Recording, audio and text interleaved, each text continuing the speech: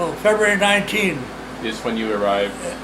off of Iwo, yeah, 1945, yeah. So Was there a sense of excitement, anticipation on the ship? oh yeah, sure. Yeah. Well, that's why I remember these dates. And what were you carrying at this point on the LST-930? We were carrying, they call them Amtraks, amphibious tractors. They were like a tank, but they could go in the water. And how many were there about on the ship? I would say maybe 10 or maybe 15. Okay. And anything else was it carrying? Troops? Yeah. Well, the troops to man these things, but LST could carry 300 troops, but we didn't have them though for that. And were you still a hospital ship at this point? No, we hadn't become a hospital ship. Okay. After we unloaded that stuff, then we converted to a hospital ship. But on the side of the ship, those guys, they went in the first wave. Those Amtrak. So your ship went in on the first wave. Well, we didn't. We were maybe a mile or a mile and a half off the beach when we let them out. No, we didn't go. We didn't. They were able to go in the water. They could, operate in the water. But so this was the first day of the invasion. yeah, the first day of the invasion. And you didn't see a lot of action on the beach at this point. It was Well, pretty quiet. prior to the first wave landing, there's a huge bombardment. The battleships and the cruisers and whatnot, they bombed the daylights out of anything on the beach. And were you watching the bombardment? Well, they fired, the shells went right over your head. Yeah, you just hope they wouldn't drop on you, that's all. And you weren't scared? Huh? And you weren't scared? No, I can't say I was, no. Well, if it hit you, you wouldn't know about it anyway. So. You'd be hiding under my bed. Well, you could, every third one was a tracer. It was lit up. Same with the, like machine guns or anti-aircraft ammo, there every third or fourth one is lit up. So at nighttime, it's like a 4th of July celebration there, where all these ships fire away at any airplanes that come along. That's for later there, when the kamikazes come in. So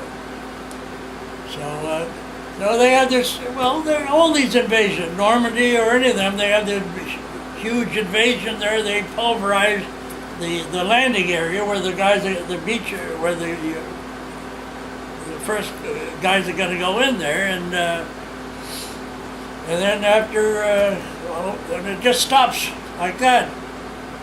Well, the guys have to go in there, and they don't want to be still bombarding the beach when the first wave goes in.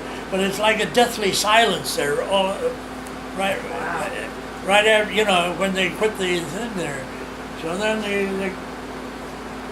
then after that, then as soon as the first waves they went in there, then you could hear that, because the Japanese they let them have it with their machine guns or mortars or cannon or whatever. They were trained right on the beaches there. And at Iwo, it was something they didn't. I guess there was no way of knowing unless you'd ever been there. The intelligence was hard to gather in those days. At Normandy, you knew what kind of a beach you're landing on, sandy or whatever else. But at Iwo, it was this volcanic ash, and as soon as you got stuck in it, the vehicles got stuck in it, and you could hardly walk in this stuff. Yeah, and so when they landed there, and they had a little climb there, 20 feet maybe, to get up, and they had an awful time getting up onto higher ground there. And the Japanese, they made mincemeat of these poor guys. So we had the guys from our people were the 4th Marine Division, and the 5th, we went at Yellow Beach. They had different colored names for the beaches there. And the 5th Division went to our left, close to the Suribachi there. And that's two full Marine divisions, like 20,000 troops each. Wow. And this was an early Monday morning that we went in there. And by the 3rd or 4th day, they had to bring in the another division. The 3rd Marine Division was in reserve there. 3 Marine divisions in that lousy little island there. Yeah. But so when after our Marines left the ship, then on the side of our ship we carried some pontoons there. They're like floating platforms there. They were able to detach them, and then they went in the water and they made a platform. They put them along the side of the ship like a platform there for the wounded to bring the wounded in there. And they had a crane on there, and then the doctor or a team there would maybe one doctor would be there, corpsmen, and they'd evaluate the casualties as they came. They didn't have helicopters in those days. So how many days after you offloaded those what they call them Amtraks, and how many days after that did you kind of withdraw a little bit and become a hospital ship just immediately? Within hours. Within hours. Yeah. And so on what date did you install that pontoon platform? Right there. Right away. Yeah, So they knew, obviously, we got to prepare. We're going to have wounded. By whatever time these Amtrak, if they left at 6 o'clock in the morning, by 8:30, 9 o'clock, we were in business. And were you receiving wounded that quickly? Yeah, as soon as they were able to bring them out there, yeah. So by the end of the day, you had a number of wounded already on the boat. Yeah. So if they were, the ones on the medical team that was on the platform there, or the pontoon they called them. If they were, a lot of them, they got first aid on the beach there from the medics there, and if they were able to make the regular hospital ships were 10 miles out to sea, way out there. The white ships with a red cross on the side of them, and nice names like Bountiful and Solace and Peace, and lovely abstract names there. So if they thought they could make it out there, then the casualties that were able to make it out there, they sent them further on. The ones that had to be treated or operated on, that right away, then they brought them aboard our ship. They brought them in, the crane would lift them in and put them in the tank deck, the inside deck of the LST there, and that was like a gigantic operating room. So, and boy, that place was running with blood. Yeah. What was your job on the ship at this time then? You were XO. The captain and I, we stood 6-hour watches because we had to be underway all the time. Unless you were in close to. This was a volcanic island there, and it's a sheer drop there.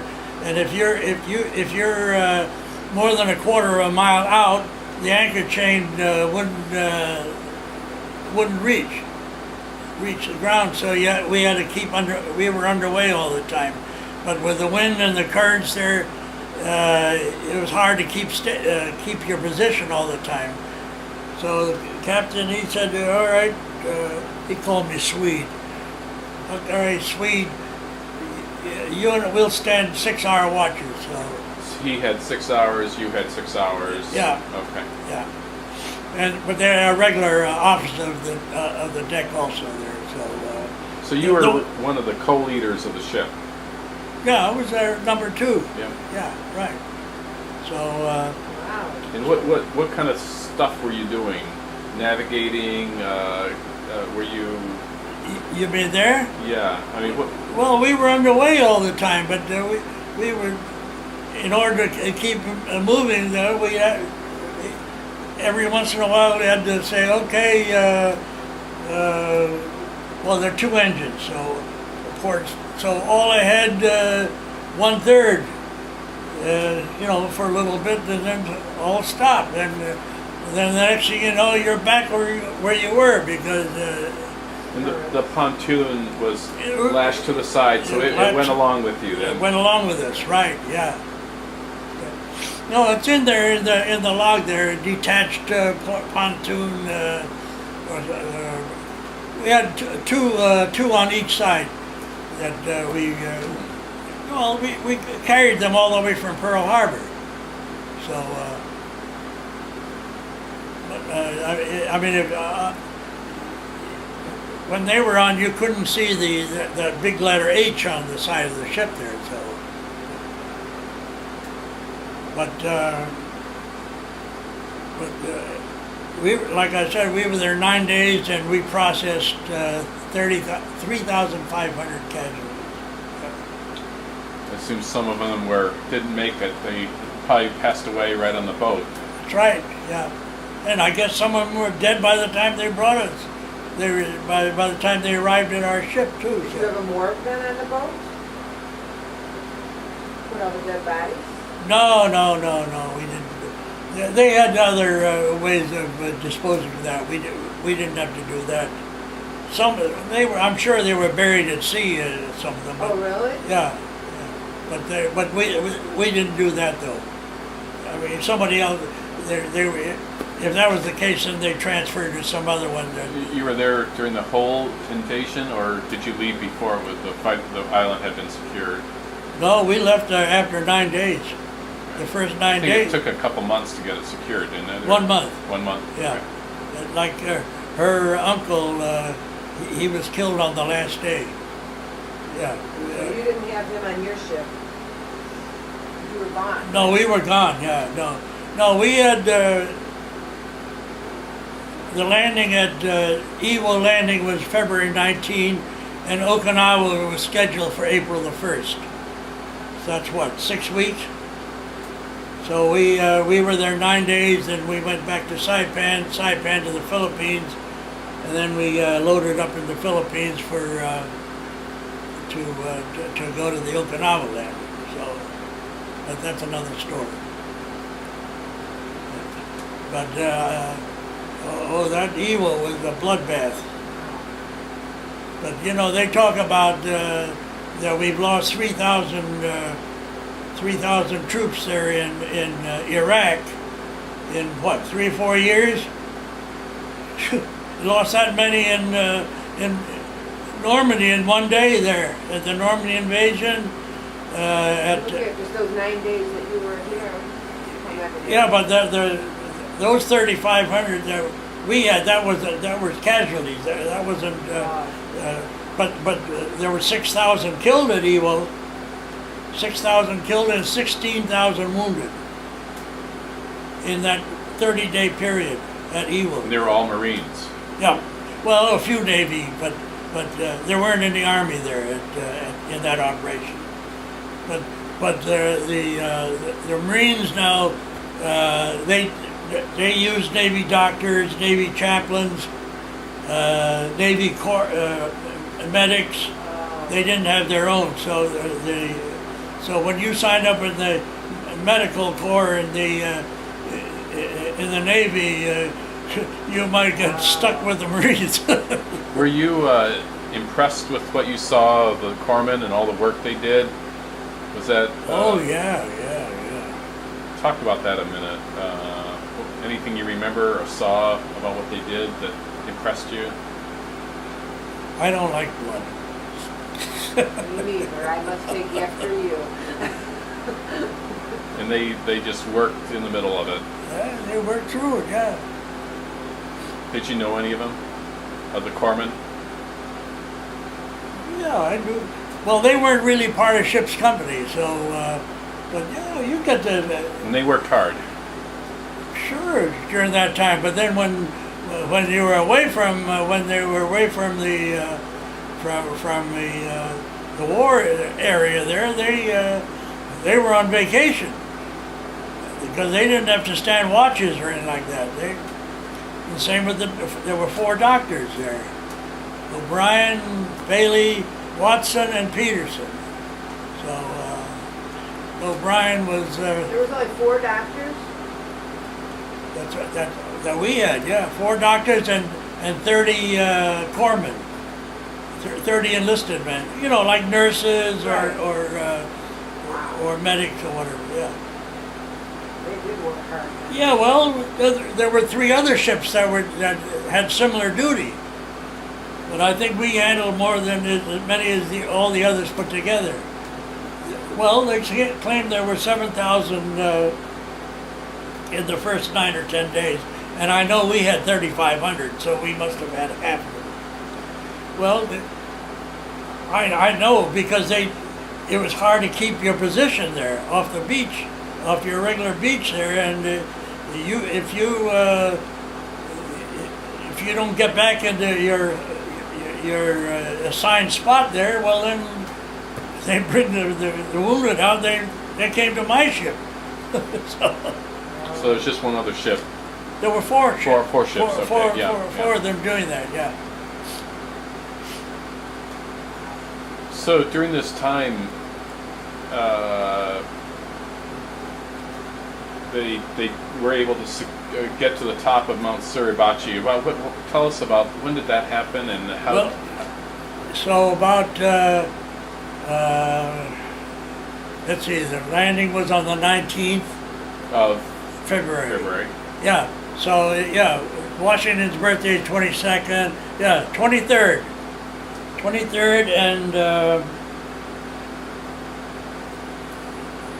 little after 11 o'clock in the morning, I was on the bridge that morning from 6 a.m. to noon, and all of a sudden I'm looking out there, and all of a sudden I see some activity up on the top. Well, you can see that little mountain there. All of a sudden you see some activity up, silhouetted against the sky there. You were close enough that you could see the activity. Yeah. And so I got the binoculars. Oh, they're hoisting the flag there. Well, we knew it wasn't a Japanese flag, so it was an American flag they were putting up there. And I guess it was the second. They put one up earlier that morning, and then somebody said, "Oh, that's not big enough. You got to get a big one or something like that." So, but people are being killed all the time on that. That thing was loaded with tunnels and everything else at Suribachi. So, but they finally got up to the top there, and they put the flag up there. So, and that was I told them I right into the log. I said 11:03 a.m. flag raised on Mount Suribachi. Is that in one of the? No, it wasn't. It wasn't. They didn't. Whoever wrote that in the rough log, the rough log, it was in there, but they didn't put it in this one here. Is that rough log still available, do you think? No. Wow, one of the biggest moments, and they didn't put it in the log. Yeah. So you were the one that said, "Hey, put it in the log." Yeah. Were you the closest ship to Suribachi at this time, or? No, we were.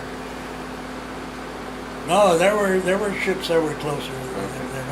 In fact, we were in the Yellow Beach area, which was a little further away. But we drifted into that area at times. But now, was that flag torn down by the Japs, and then was that the last time? Because it said at one point, in this I read it. Said they tore it down one time and then we got it back up. Well, that must have been the original one earlier in the day there, but the famous picture, I think that was the one that I saw, 11 o'clock. in the morning there. So, but like I said, little did we realize that would turn out to be one of the most famous Kodak moments. pictures of the war. Yeah. So they kept bringing the casualties there night and day, and so after we were there 9 days, and then we were scheduled to go for this next operation there. So we finally formed a convoy and to go back to Saipan. Why we didn't go directly to the Philippines, I don't know, but that wasn't. So we went back to Saipan for a couple of days, and then from there to Leyte in the Philippines. And then from Leyte, that's the the first island that they landed on, where MacArthur, when I have returned, that thing. So then we went up to Luzon, to Lingayen Gulf there, where we were supposed to eventually load up with Army troops for Okinawa. Where'd you pick up the Army troops at in the Philippines? What port? At Lingayen. Lingayen. Yeah, that's about, I don't know, it's 50, 100 miles north of Manila, but it's a big beach there. That's where the invasion was, but it's a good place. Well, the reason why you didn't have ports to land in these places, so with the trucks and jeeps and everything else, they wanted a nice big open beach area. That's why there were only certain places you could land. Like at Normandy, like in the invasion of France, the Germans, they knew there were only two places that we could invade, was either at Normandy or up by at Calais, the narrowest part of between France and England there. And we tried to fool them that we were going to land there at Calais there. They had fake army tanks and trucks and everything else. So the German planes, when they came over to photograph activity, they'd say, yeah, we got a lot of tanks and stuff lined up to be. But thank goodness Hitler went for it. I mean, it was hard enough to land at Normandy without them bringing extra division. But there was only two places you could land, either there at Calais or Normandy. So once you got ashore, you had a nice big, open area that you could bring your troops in, trucks, tanks, whatever. So, and same in the Mediterranean there. They, you know where when the North African thing was finished, you're going to land in Sicily. Okay, there's a few places. You're going to either land here or you land there, and that's it. So, and they knew how much air cover, so say 300 miles, that's it. So you're not going to land outside of that place. So there were certain places, and they were just as smart as we were. So. But in these little islands in the Central Pacific, you didn't have much choice. Like at Iwo there, that's it. You landed there or you didn't land at all. But when we get to Okinawa, that's a different story. So, but MacArthur, he was able to, after when he left Australia and the Solomons, he had the big island of New Guinea to land in, and if he knew there was a big Japanese garrison, say here, then he'd land over here. He had operating rooms, so he was able to leapfrog all the way up the coast of New Guinea there, and then cut them off. But in the Central Pacific, they didn't have that luxury. So you loaded up the Army people in the Philippines. Yep. And then what happened? Well, one day, Dr. O'Brien and I, he was the head doctor. We decided we're going to go down to Manila to replenish our alcohol supplies, social and medicinal, mostly medicinal. But like I said, they used to have these little 1 or 2 ounce, 2 ounce I think, brandy that they gave to the wounded, to try and relax them a little bit there. They went fast. So we thought, well, we'd go down to eat, so we're going to hitchhike to Manila to try and replenish our supplies. So O'Brien, he was quite a character. That's we'll get into that some other time. But Nice Irish boy, huh? Nice Irish boy. Nice Irish boy. Oh. And don't let me forget to tell you about when I visited up in Wisconsin there a few years later. There, I became Dr. Swenson, and he took me into the operating room in St. Elizabeth Hospital in a town which I don't know if I should tell you or not. Go ahead. Appleton. Appleton? But that's another story. Okay. Well, anyway, we got to Tarlac, a town called Tarlac, on the way to Manila there, and I saw this little Philippine kid there, and so I gave her some chewing gum and candy, and she gave me a mango. You know who that was? Anita Tadeo. Your current wife? Yeah. How do you know that? Nice story, but not true. Oh. But she was, but I found out later that she actually was living in Tarlac at that time. So you could have seen it. But I didn't know that. Yeah. No, we gave candy and chewing gum to anybody and everybody. But no, I found out later, though, when I met her here in the States, that she was actually living in Tarlac at that time. You could have given it to her, yeah. So it's a nice story. It's a great story. So anyway, we're gonna go on to it's like halfway to Manila there. Then the army says you can't go any further. There's fighting the Japanese just ahead of us, so you can't go any further. So we went back to the ship without any alcohol. Then we loaded up with our, I think it was 7th Infantry Division, Army Division troops for the Okinawa invasion, which was scheduled for April the 1st, April Fool's Day, and also Easter Sunday. April the 1st. Really? Yeah. And so when we got there that day, it was a beautiful Sunday morning. Just nice for Easter sunrise services. And after the initial bombardment that they had, and everything was deathly silence after that, and you could hear a pin drop. Everything was quiet, nothing. No small arms fire. The first wave had gone in by that time, and we thought, it's going to be a bloodbath like Iwo, and so finally somebody had a walkie-talkie or something like that, and they were able to, within the first hour or two, they were able to capture the airport there right back at the beach, Kadena Airport, and which was their goal at the end of the first day.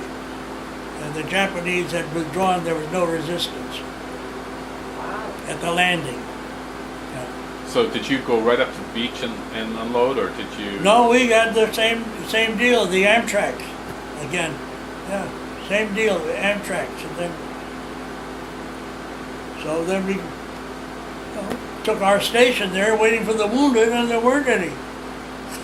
Not at least not that day. Thank goodness. Yeah. Yeah, I remember, and so then we were able to anchor there, and all of a sudden this big hulking ship pulls up and anchors right next to us. Like you can almost touch the thing, the battleship West Virginia. And all of a sudden the signal, the visual signals, lights. You know, that's the way they signaled. Well, they had semaphore and they had lights there. So I was up on the bridge there. So I said, hey, what's the message? What's the message there from the battleship West Virginia? Is there anybody from Nebraska aboard? Social visit. Nothing military. Nothing military. Slow day in the military.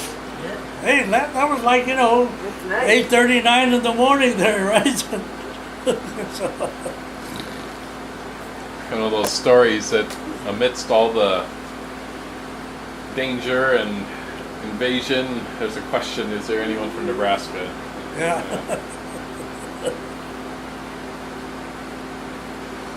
So how long did you end up, if no wounded were coming, did you end up departing, or did you stay there for a few days? Yeah, we stayed there a few days there, but we didn't. It was there were some wounded there, but the Marines, they landed to our left there. They had, I think, 2 Marine divisions that went in there, and we on our side we had the Army there. So and the Marines, they had virtually no opposition. They were able to take the whole north end of the island there and secure it. And then finally, south of the landing area, then the Army started meeting resistance. Then when they got to the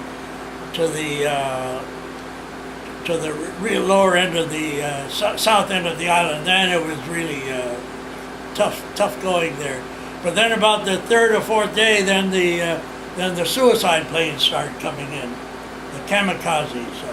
The 4th day after the invasion? Yeah. Well, there might have been some that on the outskirts of the landing the landing area, but that we saw though, it was like about the. So you saw the kamikazes yourself? Oh yeah. But well. Did they get close to you? Not really. We shot down one of them because every time there was they came by, they sounded General Quarters. That's a battle station, General Quarters. So one time when they sounded the all clear, Grabowski decided, well, hey, just in case, we're gonna keep on for a few more minutes on General Quarters there. And sure enough, one came by, and we were the only one that left that was there firing. So we shot the thing down. That's that one picture there where they were painted. They showed those 2 guys with that Japanese flag there. They painted the thing. So we got credit for shooting that one down, but I didn't shoot it.